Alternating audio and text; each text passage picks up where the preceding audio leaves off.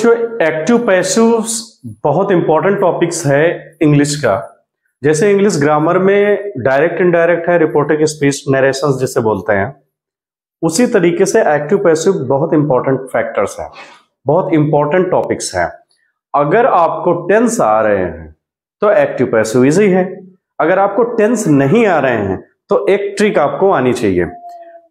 Tense मैं आपको बता चुका हूं कि इंग्लिश ग्रामर में बेस है, अगर टेंस आते हैं तो उसके ऊपर आपको बहुत सारी चीजें इंग्लिश ग्रामर की आ जाती हैं। यहां पर क्या है कि एक्टिव एंड पैसिव के लिए कुछ ट्रिक है, वो जानना जरूरी है आपको।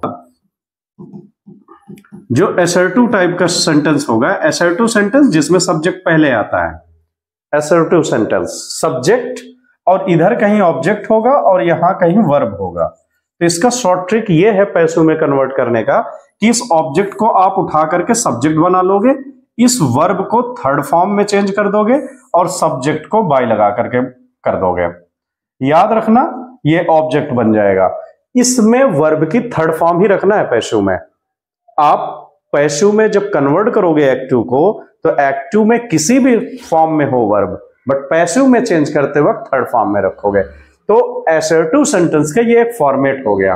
अब आप चेंज कैसे करोगे? तो सिंपल से रूलिंग भी मैंने बता रखा है आपको कि जितने भी प्रेजेंट वाले हैं, प्रेजेंट वाले कुछ मॉडल्स आ जाते हैं, जैसे कैन, तो कैन बी बना दो, और फ्यूचर में जो विल शैल है उनमें भी यही करना है। विल और शैल के साथ भी, विल और शैल के साथ भी इसको विल को विल भी कर देना है और शैल को शैल भी कर देना है। अगर मे आ गया तो मे को क्या करोगे आप? मे भी कर दोगे। मस्ट को क्या करोगे? मस्ट भी कर दोगे। तो ये कुछ फ्यूचर्स वाले बहुत इजी हैं मॉडल्स के साथ। मॉडल्स मतलब वही जो हेल्पिंग वर्ब नहीं आती टेंस में, can, ought, must, may, might, ये आपको टेंस में नहीं मिलेंगे, तो इन्हें मॉडल्स कहते हैं, इन्हें सेपरेटली रखते हैं। तो इनका जब पैसिव एक्टिव में यूज हो, पैसिव में कन्वर्ट करो तो बी लगा देना है बस। पर जब आपको दिख जाए जैसे डू, डज, ये डिड, इस टाइप के ये सिंपल प्रेजेंट सिंपल पास्ट है, तो इनको किसमें? उसी के कंटिन्यूअस में चेंज कर दोगे।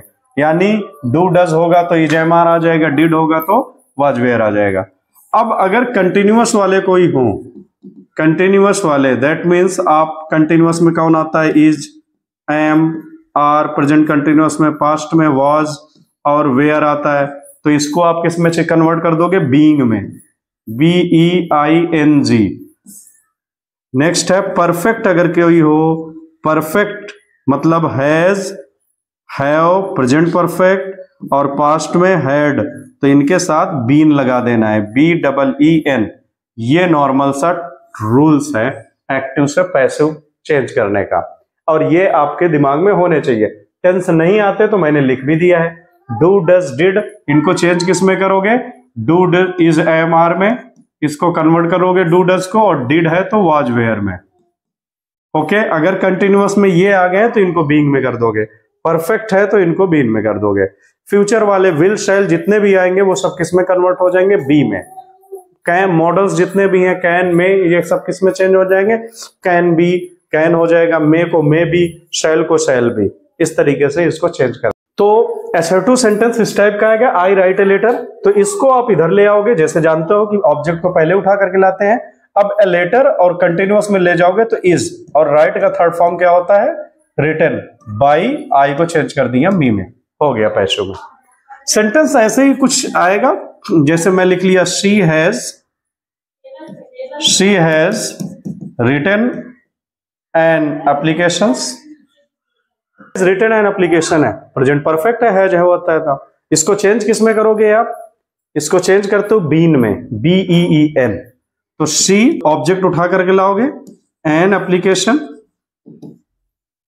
एन एप्लीकेशन, हैज को क्या कर दोगे? Has been, an application has been, और ये क्या हो जाएगा? रिटन का थर्ड फॉर्म ऑलरेडी है ही राइट का, बाई शी को क्या कर दोगे? है। तो इस तरीके का कोई भी असर्टिव सेंटेंस आएगा हम चेंज कर देंगे। जो रूल